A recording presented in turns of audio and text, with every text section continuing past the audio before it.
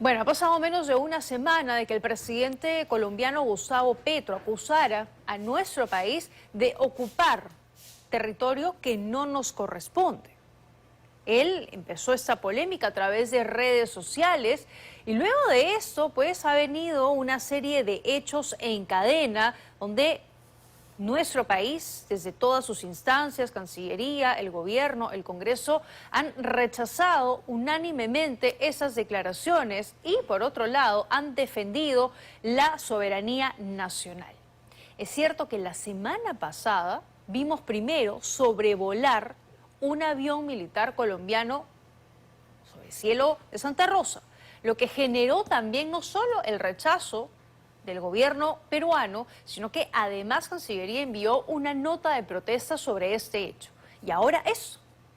Se ha visto una bandera colombiana izada y que, claro, luego ha sido retirada por autoridades peruanas, por la policía, y valgan verdades que ha sido, entiendo, bajada, la han doblado y simplemente ahí terminó todo. Pero claro que esto, al igual que lo ocurrido la semana pasada, ha despertado muchísima sorpresa, extrañeza de los ciudadanos que viven en esta zona del país por lo que representa. Mientras tanto, la presidenta todavía se encuentra fuera del territorio nacional, pero valgan verdades que esto está siendo manejado por el jefe de gabinete y por el canciller. Ahora, ¿qué repercusiones puede traer esto? ¿Es una provocación de Colombia? Lo vamos a conversar de inmediato con el señor Hugo de Cela, diplomático y ex embajador peruano que nos acompaña ya en nuestro estudio. Gracias por estar aquí, bienvenido. Un gusto estar aquí. En primer lugar, me gustaría entender qué significa o cómo se interpreta la colocación de una bandera en un territorio determinado. Bueno, yo creo que es claramente un acto de provocación. Están tratando de generar un problema, están tratando de lanzar un mensaje. Pero lo que no sabemos es quién está tratando de hacer eso. O sea, no hay ninguna seguridad de que esto haya sido un acto oficial de los colombianos. Eso habrá que investigarlo. La reacción que ha habido acá, creo que es una reacción de rechazo. Creo que nadie en el país está en favor de que nos hice pues una bandera extranjera. Y entonces hay que rechazarlo y protestar por eso. Y eso es lo que se ha hecho hasta el momento. De acuerdo, porque cuando alguien, un Estado o quien fuera, un ciudadano, coloca una bandera, significa ese espacio es mío, representa, ¿no? Esa es mi soberanía. Entonces, claro, ese es el significado que quieren darle, efectivamente. Exactamente, Así ¿no? es. Y sobre todo en un espacio que hoy el presidente Gustavo Petro está cuestionando que sea y que le pertenezca al Perú. Claro, ahora, esa es una cosa interesante, ¿no? Porque el cuestionamiento que ha hecho el presidente Petro ni siquiera tiene unanimidad en Colombia. Hemos visto ya varias voces que dicen que lo está haciendo por desviar la atención de asuntos internos. Y yo tengo la impresión de que, bueno, los hechos demuestran que en alguna medida, por lo menos, eso es así. De acuerdo. Ahora, entonces, para usted, la colocación de esa bandera sí sería una provocación. Al igual que lo ocurrido la semana pasada con ese avión militar sobrevolando. Bueno, eso es diferente, porque un avión militar sobrevuela cuando recibe órdenes de hacerlo. Y las órdenes vienen de una cadena de mando. Ese es un caso. Este caso es diferente porque no sabemos quién puso la bandera. De acuerdo. Entonces, lo previo, lo del avión, eso sí es una provocación y podría y vendría directamente, ¿no?, del gobierno. Y por eso se protestó y por eso se pidió explicaciones. La protesta fue en el sentido de que no pueden meterse a territorio peruano sin que les demos permiso, Claro. Y luego hubo un pedido de explicaciones, que nos digan por qué hicieron eso. Y estamos aún esperando la respuesta. En este caso, Cancillería ha emitido un comunicado donde expresa su preocupación, entre otras cosas, que esto no contribuye, ¿no?, a la armonía que habría entre ambas naciones y sobre todo la población que vive en esta zona del país. ¿Eso le parece suficiente?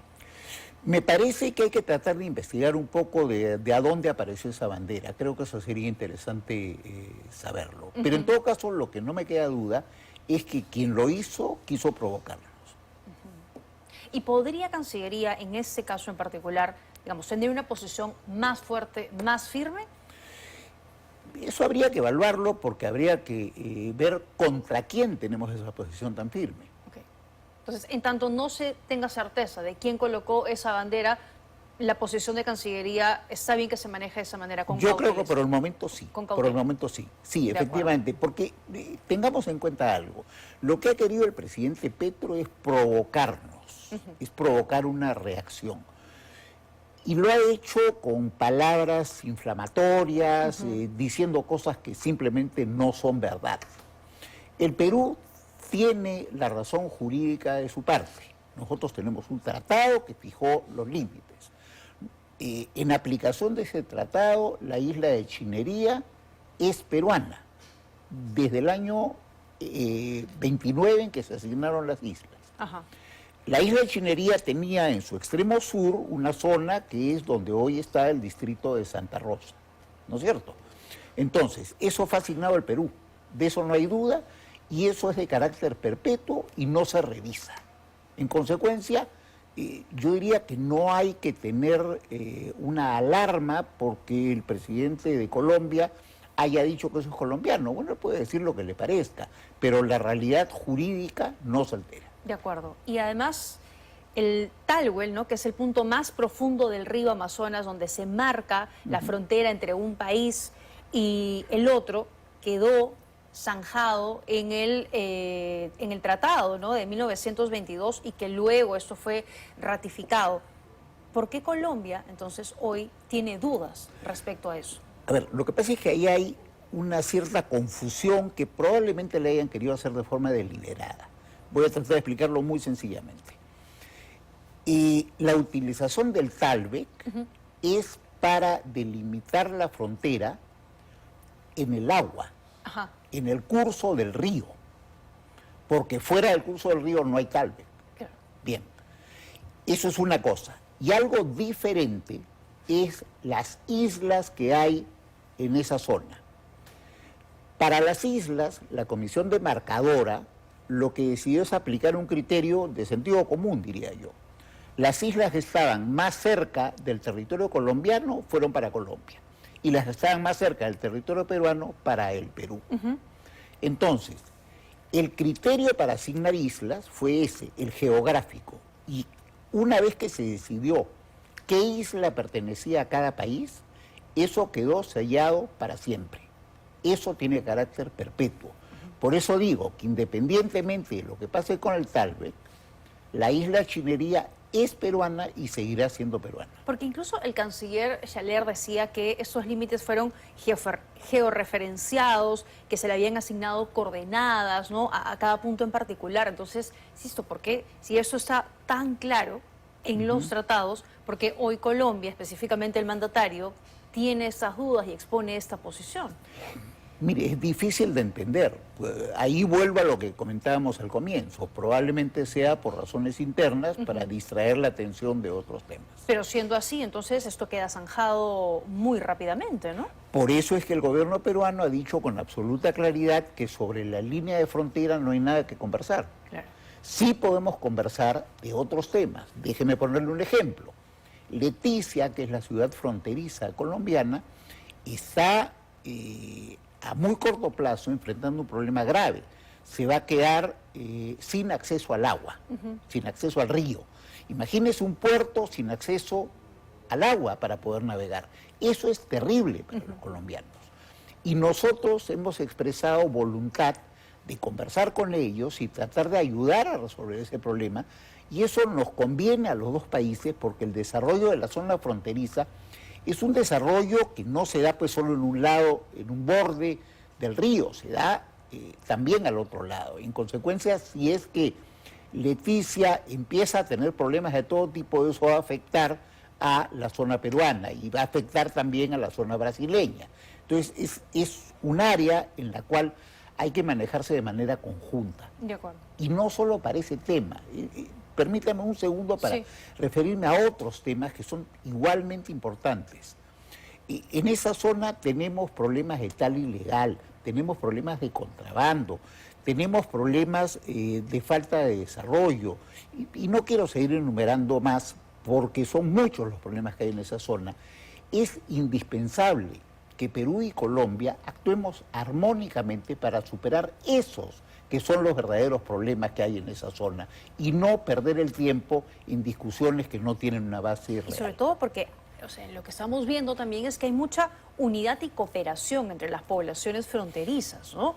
Qué bien que lo destaque, porque hay una cosa que ha ocurrido desde que hubo la asignación de las islas, que es una excelente relación entre las autoridades locales. También. Las autoridades colombianas han tenido múltiples reuniones con las autoridades peruanas y nunca ha habido una duda de que estaban reuniéndose autoridades de dos países. Se han reconocido mutuamente. Entonces no tiene mucho sentido que de un momento para otro esa historia se quiera desconocer y se quiera borrar. De acuerdo. Bueno, es que no lo dice cualquiera además, ¿no? Lo está diciendo el presidente del país. Sus declaraciones definitivamente tienen peso, no en vano también. Ha habido una declaración de Estado, hay una posición de Cancillería, independientemente, como bien señala, de otras autoridades, diputados, senadores que están en contra de lo que está diciendo el señor Petro. Perú ha planteado adelantar la reunión que va a sostener con Colombia de octubre a septiembre. Es la reunión de la Comisión Mixta Permanente para la Inspección de la Frontera colombo-peruana. ¿Usted cree que aún Perú debería sentarse y conversar con Colombia en esa situación? Mire usted, lo primero que hay que decir es que el título de esa comisión refleja lo que la comisión puede hacer. Entonces hay que darle tranquilidad a nuestra población de que esa comisión no tiene, repito, no tiene capacidad de alterar la frontera. Simplemente no está en sus capacidades, no puede hacerlo. Okay. Entonces, lo que sí puede hacer esa comisión es discutir sobre temas del área de frontera, como los que acabo de mencionar. Entonces, hay que ver esa reunión en sentido positivo. ¿Para qué? Para poder conversar con los colombianos y tratar de resolver los problemas comunes que hay en esa zona. Entre otras cosas, por poner ejemplos concretos, los hitos, que son marcas físicas que se ponen en la frontera, se deterioran. Entonces hay que mantenerlos, o en algunos casos hay que reponerlos. Ese son el tipo de cosas que se hablan en esa reunión. Hay que ver también con qué posición llega Colombia a esa mesa. Naturalmente que sí. Y con cualquier posición que llegue, tenga usted la absoluta seguridad de que el gobierno peruano mantendrá la posición de que no hay nada que discutir sobre la línea de frontera. No hay manera, entonces, que en esa comisión se pueda modificar en algún extremo los tratados y acuerdos sobre puntos limítrofes que se han estipulado y que se han firmado en el pasado. Se lo digo con la total y absoluta seguridad. Eso no puede ocurrir. De acuerdo. Frente a esta situación, por ejemplo, hay quienes sostienen, como el ex embajador González Posada, que la Cancillería tendría que ser mucho más firme en ese sentido y, por ejemplo, comenzar a alertar a la comunidad internacional de lo que está pasando, sin necesidad de tomar ninguna acción en concreto, pero notificar, por ejemplo, a OEA o a Naciones Unidas, y decía él particularmente, hay que informar a la opinión pública internacional y no solo limitarnos a sacar comunicados. ¿Comparte esta opinión? Yo lo que creo es que la posición peruana es una posición clara, que hay que darla a conocer, pero lo que sí no me parece conveniente, con toda franqueza, es llevar este tema de la frontera a ámbitos multilaterales, como lo veo en Naciones Unidas. Ajá. Porque esos son ámbitos políticos en los cuales el tratamiento de un tema es fundamentalmente político y no hemos llegado a ese momento todavía. Por ahora estamos en el momento de las tratativas bilaterales y creo que hay que mantener el tema en ese ámbito bilateral. Es cierto que también el ex canciller se adelantaba un poco a la situación porque decía, hemos tenido este sobrevuelo, la bandera, y decía, el siguiente paso de Petro será movilizar patrulleras armadas colombianas. Oh. Bueno, esperemos que eso no ocurra, ¿no? O sea, yo sí creo que es interesante tener los escenarios claros de lo que puede ocurrir, pero haciendo todo lo posible porque los peores escenarios nunca se produzcan. Pero ahorita estamos en el ámbito diplomático-político. Sí. ¿Podría esto escalar a un enfrentamiento militar?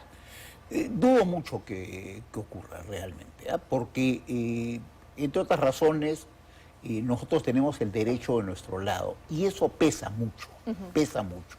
Eso no se arregla con la fuerza de las armas. De acuerdo.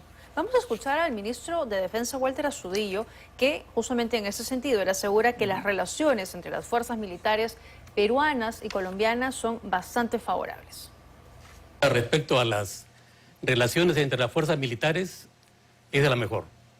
Tal es así que un día anterior a las enemistosas declaraciones del presidente de Colombia, se realizó en Leguízamo, en la frontera con Brasil, una reunión entre los altos mandos de las fuerzas militares de Ecuador, de Colombia y de Perú. ¿Cuáles son las intenciones de Gustavo Petro? La situación la debe saber él, pero de acuerdo a lo que vemos, de acuerdo a la coyuntura política del hermano país de Colombia, es distraer para generar un conflicto que él en su mente puede pensar que le va a ser favorable. Bueno, él dice que no hay ningún problema y es verdad, eso ha quedado evidenciado también en múltiples encuentros que ha habido, pese a que el más reciente, el último, se suspendió, ¿no? Por lo que estaba ocurriendo en estos momentos. Pero que de todas maneras historia positiva entre ambos países existe y eso no debería romperse por la opinión o el comentario que está haciendo o la acusación, en tal caso, del mandatario de turno. Efectivamente, que además es un mandatario que está un poco de salida, ¿no es cierto? Sí. Le quedan ya 10 meses en el poder. De acuerdo. Pero ¿qué debería hacer el Perú si vienen más de estas provocaciones, por ejemplo? Yo espero que no ocurra, pero en todo caso, si es que eso acontece, hay que rechazarlas, protestar y no dejar que vuelvan a ocurrir. Porque valgan verdades también, algo que es destacable es que al momento de que se baja la bandera colombiana, no se hace, por ejemplo, con rechazo, no se tira la bandera, no hay ningún gesto de desprecio, porque al final es un símbolo patrio de otro país. Lo que se hace es bajarla con mucho respeto, se dobla, se guarda y fin. Y creo que eso está bien hecho, hay que respetar los símbolos patrios. Así como nosotros queremos que respeten los nuestros, debemos respetar los de otros países. Y no le estamos dando además ningún argumento a Colombia para decir, cayeron en la provocación. Exactamente. ¿No? Lo que hay que evitar es lo que usted acaba de decir con mucha razón. Evitemos caer en la provocación que está buscando Petro. ¿Sabe qué? Él sabe profundamente, en lo profundo de su ser, que no tiene la razón, porque no tiene argumentos realmente para decir lo que ha dicho. Entonces, claro, provoca para ver si se produce una reacción que le permita aprovechar para empujar sus puntos de vista. De acuerdo, ¿no? Para decir, sí, ya ven, tenía la razón y ahí los peruanos también están respondiendo. Porque él ha dicho además, y algunos de sus ministros lo respaldan, de que esto podría llegar a fueros internacionales, podría llegar hasta La Haya.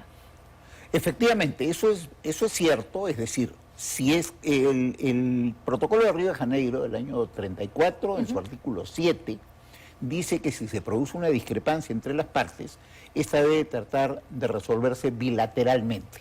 Si no se consigue, cualquiera de las dos partes puede acudir a La Haya. Eso está ahí, digamos, ¿no?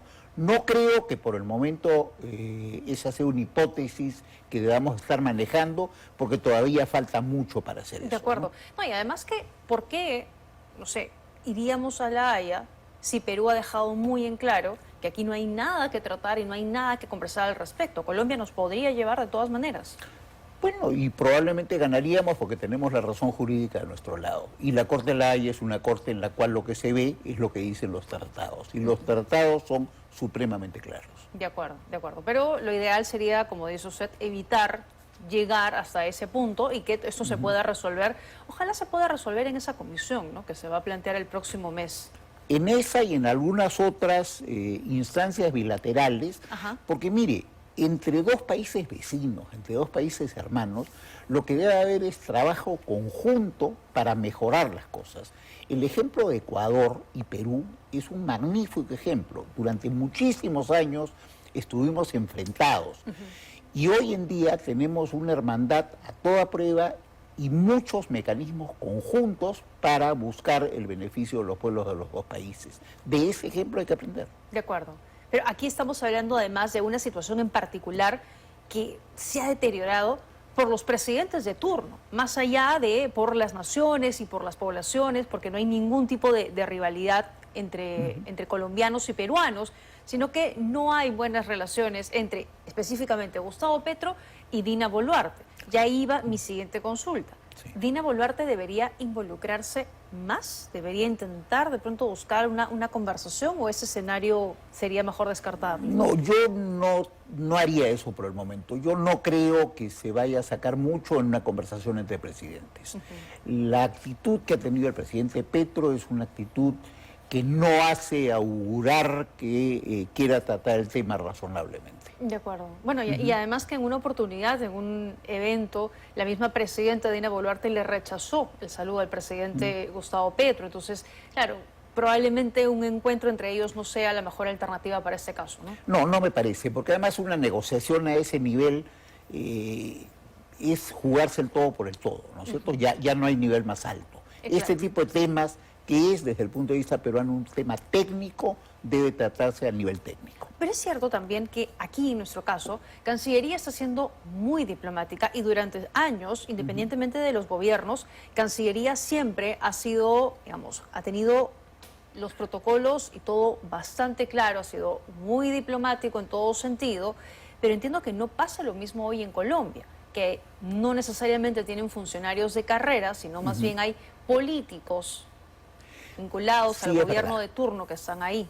Y eso influye, ¿no es cierto? Evidentemente. O sea, por algo la diplomacia peruana, y lo digo yo, aunque no quede muy bien que lo diga, tiene un amplio prestigio, ¿no es cierto? Sí, cuando uno habla de un diplomático peruano es alguien que es respetado en todas partes porque se sabe que actúa profesionalmente.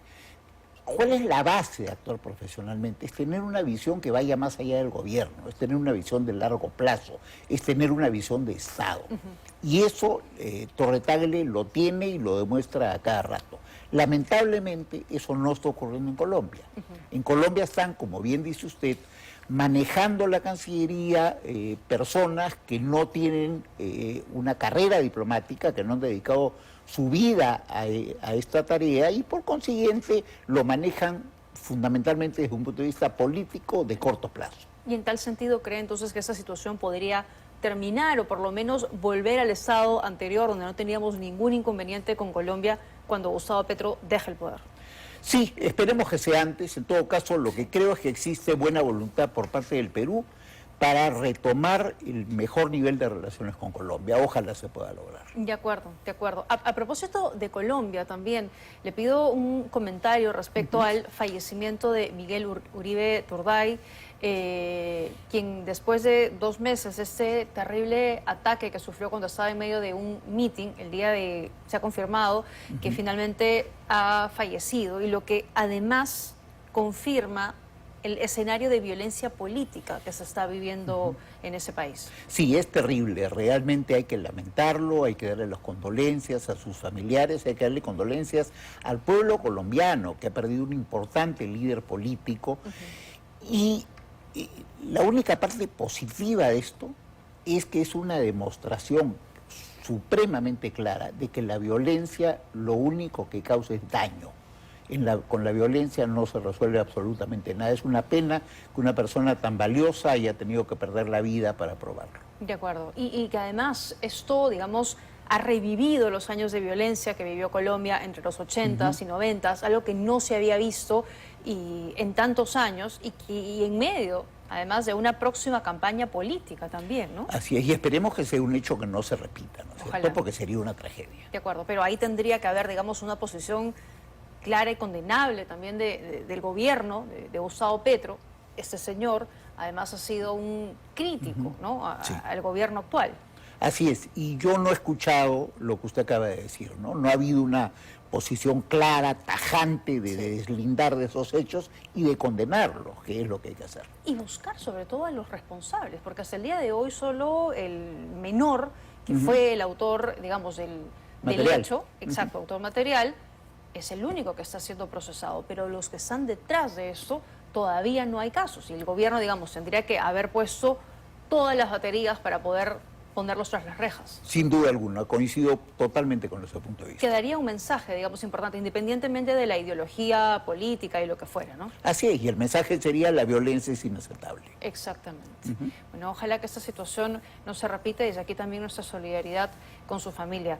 Muchísimas gracias por habernos acompañado esta noche. Ha sido un placer. Gracias. Ha quedado todo, bueno, bastante claro respecto a la situación de nuestro país, no caer en provocaciones, sin duda, y ya veremos qué ocurre en los próximos días porque definitivamente tendremos noticias al respecto.